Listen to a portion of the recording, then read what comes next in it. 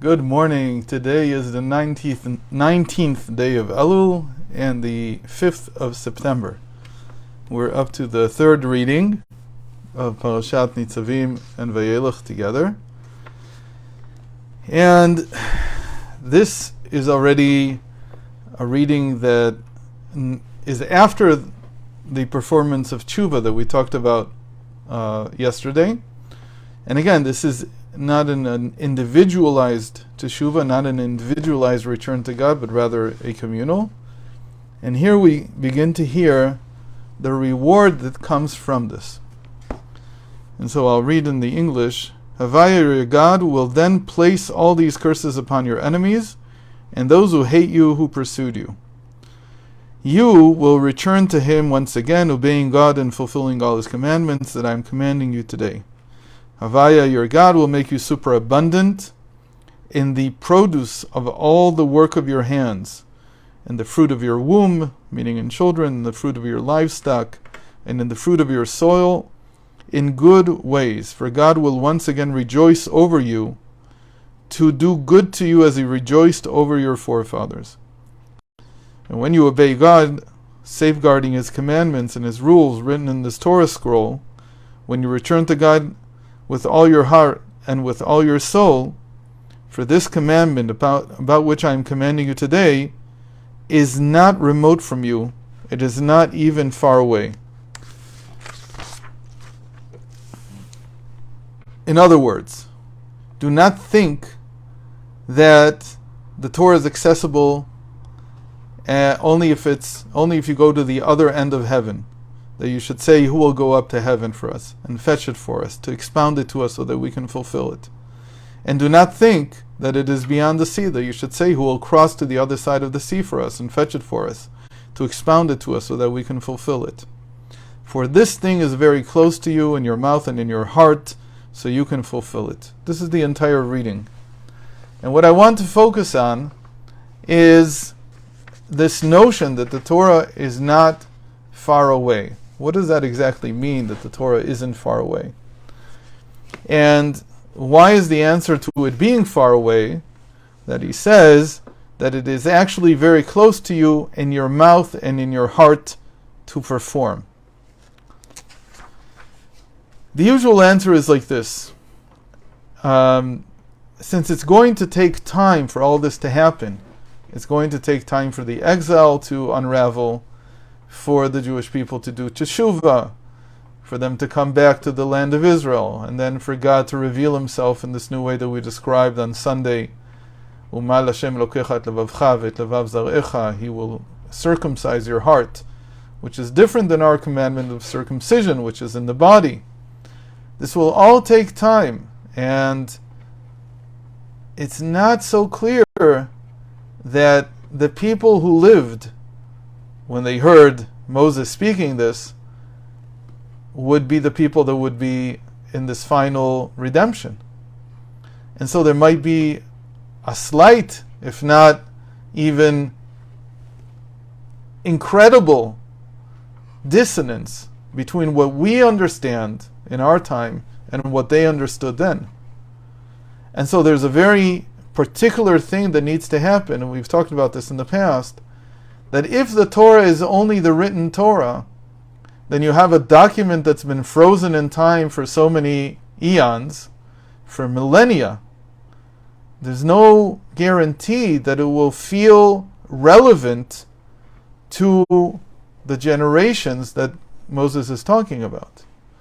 And so he says, at some level one might think that maybe we need to go up to heaven to bring it down again. Maybe a new document needs to be brought.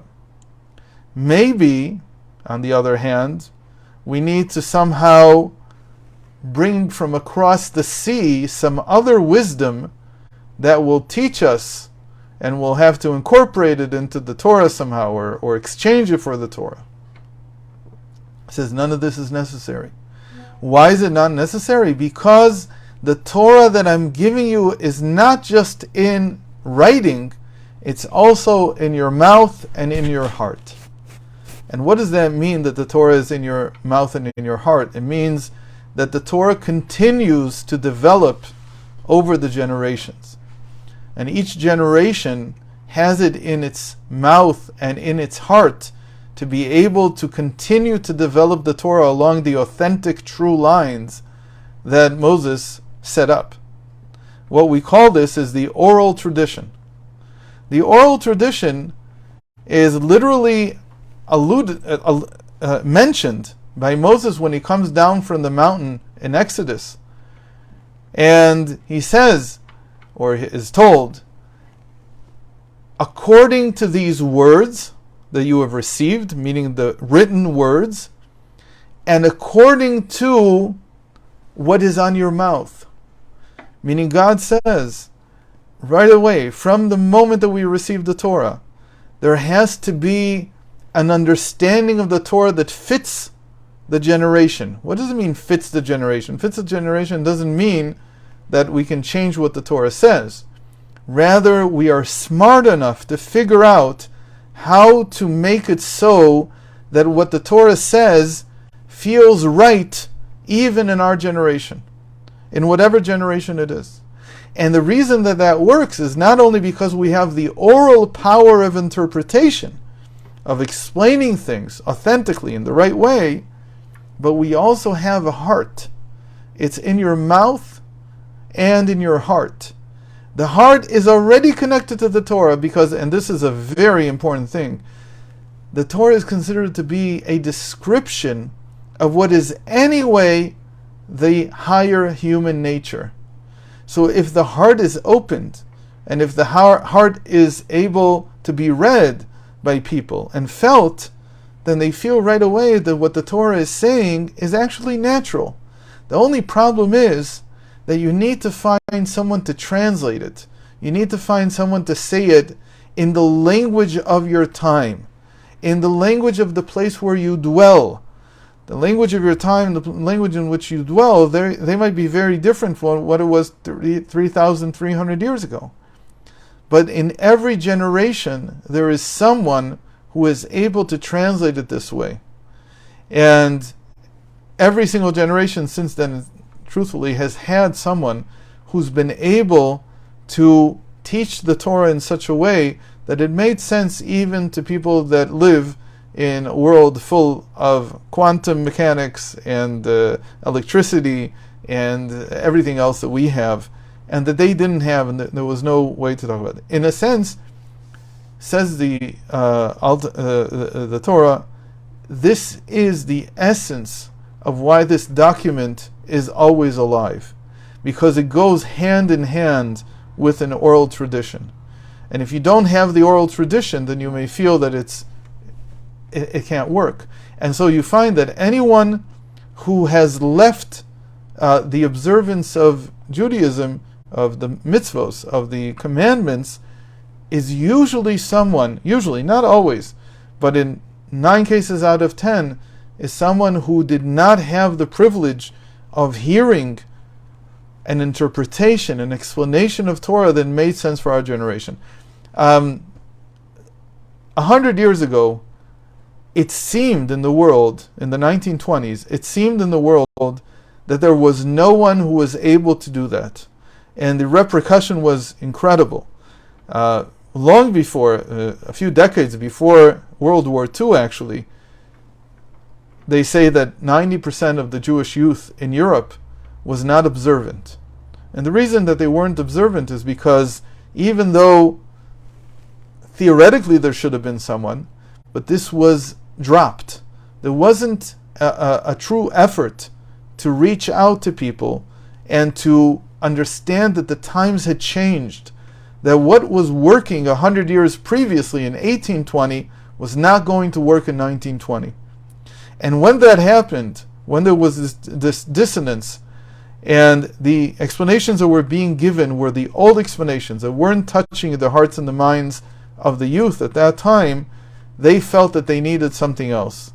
It's very clear that the youth of that time, if you read any of the memoirs of any of the great radicals or thinkers, Jewish thinkers, of the 1910s and 1920s, you see that they were looking to influence the world.